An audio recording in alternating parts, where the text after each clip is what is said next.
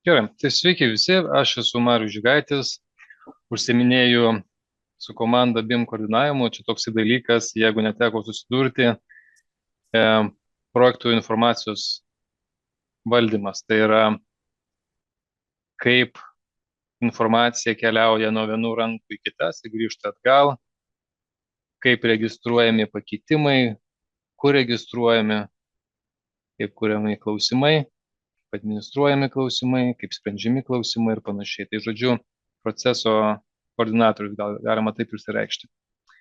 Ir šiandien norėjau pasidalinti praktiką su SketchUpu ir vėl per labiau gal tokią BIM koordinavimo pusę. Kalbėsime trupučiuką ir apie CD arba projekto aplinką, kaip integruojasi SketchUpas į Trimble Connect konkrečiai, kokie didžiausi privalumai ir kokie didžiausi galbūt iššūkiai, kuriuos aš matau savo projektuose, kas liečia į projektų koordinavimą ir ypatingai šitągi derinimą sprendinių. Aš to jau pasišerinu ekraną.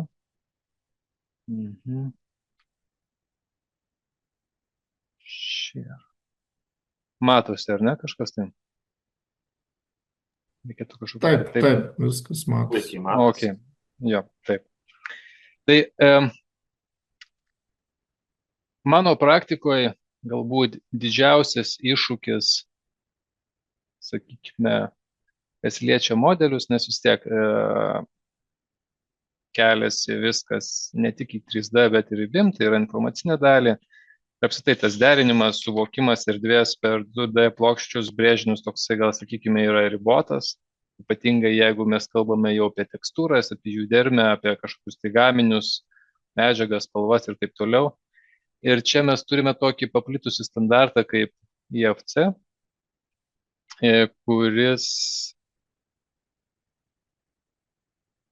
kuris reiškia perneša RGB spalvą, bet jis daugiau nieko neperneša. Ir mes aptarsime, kame čia SketchUpas gali pagelbėti. Va. Ir parodysiu savo tokį use case, turėjom tokį projektuką savo darėmės kabineto, kuriame pabandėme mažame mastelėje panaudoti SketchUpą ir kaip jisai integravosi į visą šitą procesą. Tai interjerinis projektas dažniausiai prasideda nuo to, kad yra kažkokia tai esama situacija arba projektuojama situacija. Sakykime, šiuo atveju tai buvo esama situacija. Aš ją dariausi Revitu, bet čia puikiausiai galėjo būti ir SketchUpas. Čia iš principo tai yra kažkokios esamos sienos. Jos sumodeliuojamos, kažkokios angos, tikslios ir panašiai. Ir ta informacija, vakarų Europos pavyzdžių siunčiama projektuotojui, šiuo atveju interjero projektuotojai, ir tas žmogus dirba ant viršaus. Nemodifikuoja esamų sienų, o, sakykime, apdailas darosi ant viršaus. Tai mes turime netgi kaip atskirą failą, kuris yra įdedamas į sistemą, į Common Data Environmentą, Trimble Connectą, kuris labai tiesiogiai su SketchUpu bendrauja ir tiesiai iš programinės įrangos galima ten daryti, modifikuoti viską ir taip toliau, bet iš esmės atsiranda statytojo užsakovo apmatuota informacija, tai 3D inventorinė byla, kurią galima integruoti tiek į SketchUpą, galima ją turėti atskirų failų, iš esmės tokiu būdu ant viršaus yra projektuojama. Panašiai kaip koksai DVG XRF-as. Visose projektuose, taip ir pas mus, buvo momentas su inžinerinėmis sistemomis. Inžinerinės sistemas iš principo projektuoja ten kokiu Revitu arba tenai, sakykime, DDS-kadų šiuo atveju pas mus buvo, kiti iš viso 2D projektuoja, bet iš principo tai yra kažkokie ortakiai su savo apėjimais, kam teko susidurti, tai ten dėl tų apėjimų gana dažnai nusileidžia lubos, nei visai pageidautina aukštį. Dar reikia ieškoti, kur čia kas buvo įvertinta, kas nevertinta, daryti tą vadinamąjį tam tikrą prasme paprastą BIM koordinavimą. Tai šiuo atveju mes gavome DDS-kado IFC failą iš iš projektuotojų. Susidėjome į Trimble Connectą, kaip ir minėjau, kad yra kartu su SketchUpu prieinamas toksai internetinis cloudas, kuriame galima susidėti skirtingus failus ir vienu metu juos pamatyti. Ir niekur turėjome tą projektą, žodžiu, pasižiūrėjome, ar visur praeina ortakiai, ne visur galiausiai praėjo ortakiai, nes, kaip taisyklė, žinot, popierius priema viską, o kai nagrinėjai modelį, tai pradedi vertinti gal labiau, kad, vienas ar kitas momentas nevertintas, arba kaip tik įvertintas ir galiausiai supranti, kad lubos nusileisi tokį aukštį, kokis turi nusileisti ir panašiai. Galbūt tada pradedi nagrinėtis tokius momentus, kad galbūt apėjimą verta padaryti kitose vietose ir panašiai. Ir ant viršaus lygiai grečiai galiausiai gimsta interjero projektas, ar ne, kas labiausiai, kaip čia, man paliko įspūdį ir tokį malonų prisiminimą, kad Trimble'as, kuris perėmė SketchUp arba gamina SketchUpą, gal taip galėtume pasakyti, gamina ir Trimble Connectą, tai čia ta duomenų aplinka, kurią čia kažkaip jau vis akcentuoju. Tai kadangi tai ta pati kaip ir įmonė, jie supranta native formatus, vadinamai SKP, ir kadangi supranta native formatus, galima native failą įdėti ir matyti tekstūras.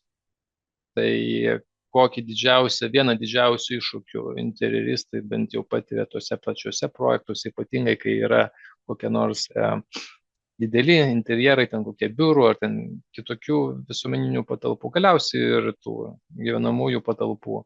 Yra daug inžinerinių dalių, reikia sudėlioti tos davikliukus gražiai, kultūringai. Jie būna kitokių ir ne vienokių ir ne kitokių spalvų, gal kuriuos galima dažyti ir panašiai. Ir mes atsiremiam į tokį, galim viską dažyti juodai ir viskas gal tam bus gerai, bet iš esmės, jeigu nori kažką paakcentuoti, būtų faina matyti, kažkokias tai spalvas, tekstūras galiausiai, ar ne. Tai SketchUpo failas, kuris integruotas į Trimble Connectą, leidžia Trimble Connect aplinkoje, panašiai gal kaip use cases buvo su BIM 360 ir Revitu, tai čia SketchUpas ir Trimble Connectas leidžia atvaizduoti tekstūras ir kitus inžinerinius failus vienoje aplinkoje su tekstūromis. Tai čia, man atrodo, ypatingai svarbus use cases yra rodant užsakovų, statytojų, kaip bus, leidžiant pasivaikštinėti ir panašiai. Netgi tam tikrą prasme pristatant sprendinius iki vizualizacijos galima susidaryti tam tikrą įspūdį, galbūt pasitvirtinti vieną kitą sprendimą arba kaip tik tai bent jau kryptį, strategiją. Čia jokiais būdais tai to nepakeičia vizualizacijos, bet aš sakyčiau, leidžia išvelgti pirmuosius tokius kryptinės strategijas, kaip čia bus vienas ar kitas kampas sprendžiamas versus 2D išklotinės, ar ne? Tai va. Arba kokios nors, sakykime, perspektyvos neįdančios. Tai kas dar labai pasiteisino, bent jau šitame reikale, tai yra gaminių katalogai, tas sandėlys, ar kaip jis ten vadinasi. Ir mes konkrečiai tenai rinkomės kažkokius tai gaminius, gal tam tikrą prasme toksai workaroundas gavosi, kad gali be tiesioginės licenzijos imti ir atsisiųsti modelius, juos talpinti nemokamą cloudą ir juos prisitempti ten, kur jie turi būti. Taip mes ir padarėme. Tai faktiškai, jeigu tai yra interjero projektas ir, sakykime, jūs norite savo užsakovui leisti šiek tiek pažaisti su tam tikrais gaminiais, jie puikiausiai gali tenai kokias nors tenai Hermano Millerio kėdės įsidėti, įsistumti ten, kur jiems gražu, tai čia didelio kompiuterio nereikia. Ir pasižiūrėti ir gal jie užsimanys investuoti į kažkokius tai baldus, kurie finale gal tai papuoš labiau interjerą. Tai va, toksai use cases buvo. Didžiulė duomenų bazė. Gal lietuviškų gamintojų daug nėra, bet ką mes pasidarėme su SketchUp, kadangi tai yra modifikavimo programa, ir kūrimo modifikavimo programa, tai ten, pavyzdžiui, buvo tokia situacija, kad mes norėjome Magret sofos. Magret sofos, aišku, nebuvo ir DVG, nieko nebuvo, bet mes radome tokią, kaip čia, ekstra prabangę sofą, kuri primena Magres, mes ten ją biškai pasiskėlinom, pasistumdėm, pakeitėm tekstūrą ten su keliais klikais ir vat, jau, kaip sakyti, mes galėjome toliau diskutuoti su interjero projektuotoja, kad žiūrėkit, šitą sofą čia mums tinka, čia gal šalia galima kitus dalykus daryti ir panašiai ir panašiai. Kas dar buvo įdomu, kad, tai kaip ateina tas projektas į S5 arba gamybos stadiją, statybos stadiją, ar ne, prasideda kalbos su baldininkais. Baldininkai, tai jie, čia iš jūsų nereglamentuota veikla, ten kas kaip moka, tas taip šoka, bet realiai dalis jų kuria 3D modelius, nes jiem reikia vis tiek tas plokščias užsakyti, išsipjauti ir panašiai, tai vietoj to, kad tas būtų daroma ten kažkokiu, tai nežinau, langoto popieriaus tušinuku, tai galima tą padaryti su SketchUp Free, ten nemažai kas dirba, kažkas turi nusipirkęs tą licenciją, netame esmė, bet jeigu interjero projektuotojas turi Pro versiją, jisai gali atsisiųsti šitą SketchUp failą, irgi įsidėti į Trimble Connectą ir kartu, kaip sakyti, čia buvo ne baldininko interjero projektuotojo šitas stalas, šiuo atveju tokį stalą jau su konkrečiais dydžiais, matmenimis ir ten panašiai atsiuntė į baldininkai. Aišku, jie ten padarė viską iš eilės, be koordinačių ir visą kitą. Tai, ten tokio pasistumdymo, pasukinėjimo buvo, tą Trimble Connectas moka.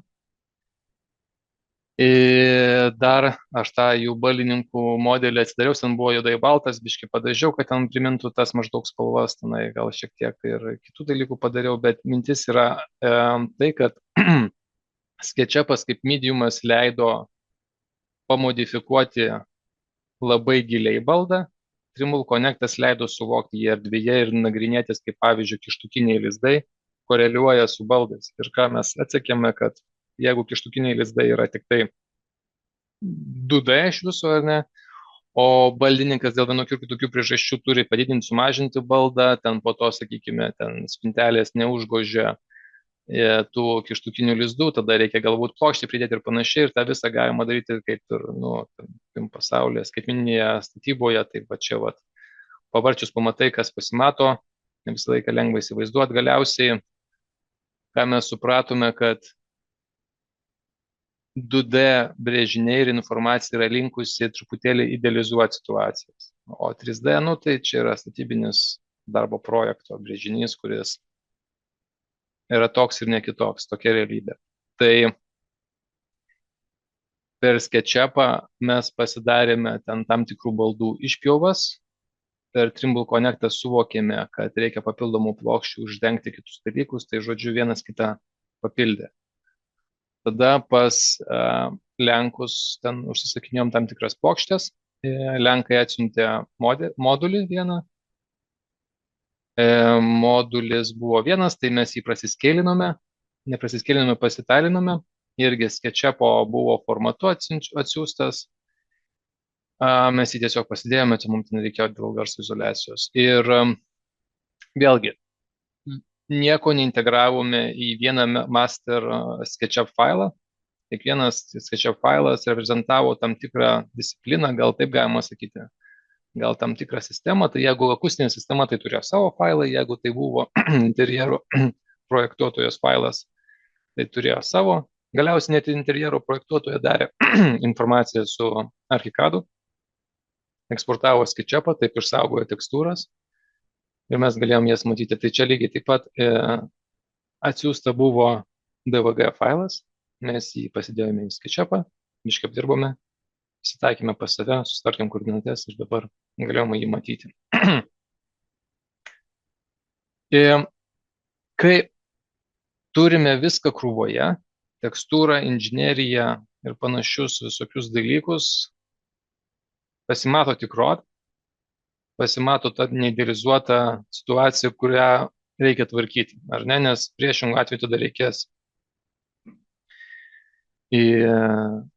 važiuoti į vietą, daryti PVP, projektų vykdymo priežiūrą, tenai, kažką burti, kažką ten mozuoti, vynuogės užleisti ir panašiai. Tai to nereikia, kai tu matai viską aplinkoje. Maža to, nagrinėjant tą visą aplinką, matai tekstūras, gali vienu kliku keisti SketchUp'ą. Per layoutą, jeigu toksai yra workflowas, galima iš karto updatinti brėžinius ir siūsti juos į objektą. Ir vienas, tarp kitko, elektrikas, tai jisai, kad jam gerai jau suprasti, jisai buvo prijungtas prie Trimble Connectų, irgi vartėsi modelį, matė tekstūras ir ten, gana džiaugiasi. Tai sakykime, va šitame vaizde, ką mes matome, tai kaip čia, matome, kad tam tikros apdailos lipa ant durų, nes buvo blogai pamatuota mano, vėliau jį pamatavome tiksliau tą angą, bet brėžiniai tam tikrose išklutinėse nepasikeitė.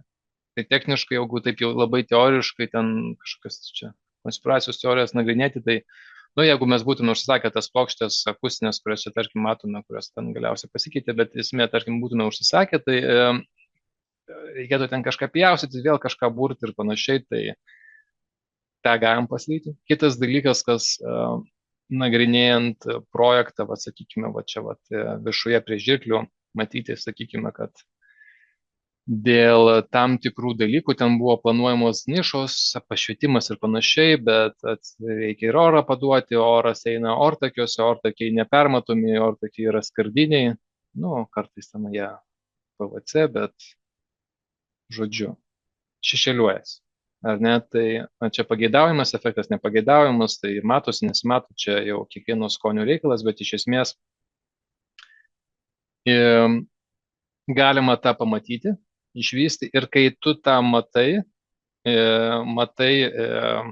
kaip čia, tą visą aplinką, dar kartą pergalvoji tame tarpe ir tekstūras, pozicijas tam tikrų elementų, tai sumažina projekto kainą, nes, kaip čia, du variantai yra, ką daryti su klaidom.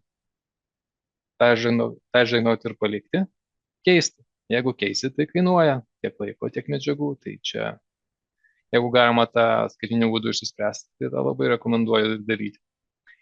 Tai mūsų workflowas buvo iš principo dirbti su SketchUp failais, natively, per SketchUp'ą. Ir iš kitų sistemų integruotis į FC failus, tai čia, kas nesusidūrė, tai čia toksai open standartas, kurį dauguma šiuolaikinių programų moka.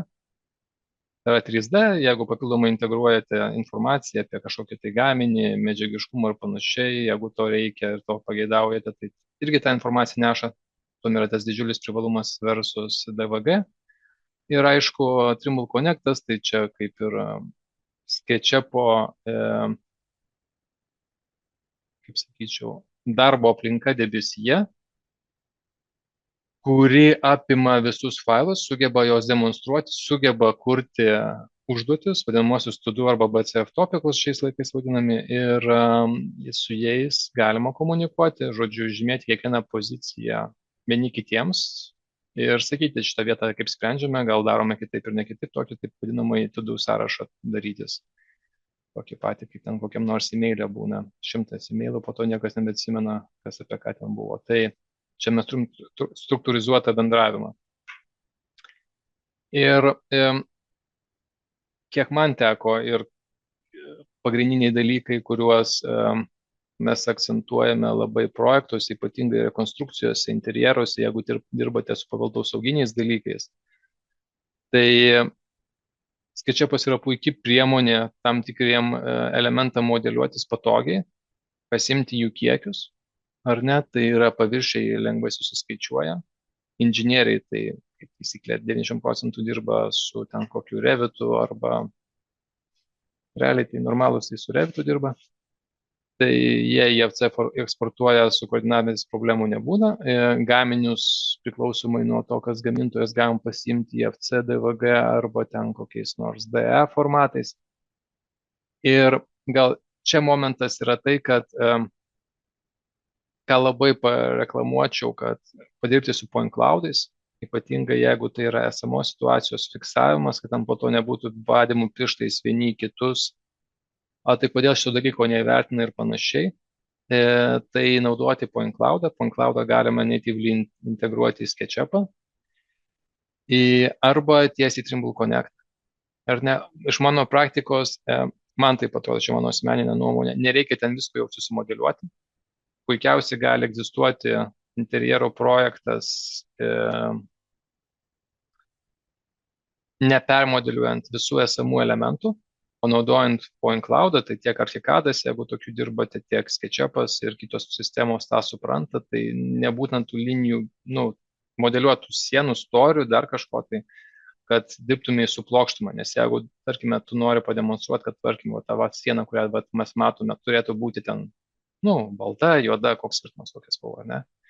Tai tau nereikia sumodeliuoti visus sienos, tau užtenka padaryti ant tą 1 mm storio kevalą, kurį realiai, jeigu interjero projekto atveju, tai jį projektuoji, už jį esi atsakingas žmogus, o ne už sienos storį dar kažką tai, kas jau esamos konstrukcijos, o neretai ten kokių paveldosauginių atveju tenai 100 metų prieš tai žmonės projektavo. Tai va. Ir viską susidėjus į Trimble Connectą galima daryti ant tą vadinamąjį BIM koordinavimą arba Clash Detection, kuriame nagrinėti projektų sprendinius, kaip jie, ar išlenda iš lubų, sakykime, ar yra lubose palikta vietos karkasui ir virš jų yra pakankamai vietos ortakiam ir panašiai. Nekurti tokių nerealistinių vilčių, kurių, tiesiog objektai niekas negyvendina, nes objektai yra realybė. Čia mano tokia praktika, mes, kaip čia pasakysiu, su tuo susidurime kasdieną ir tokias problemas sprendžiame skaitmeninėje erdvėje, nes metodiškai žiūrint, sprendžiant problemas statybvietėje tiesiog keliasdešimt kartų brangiau. Tai va, gal trumpai tiek būtų.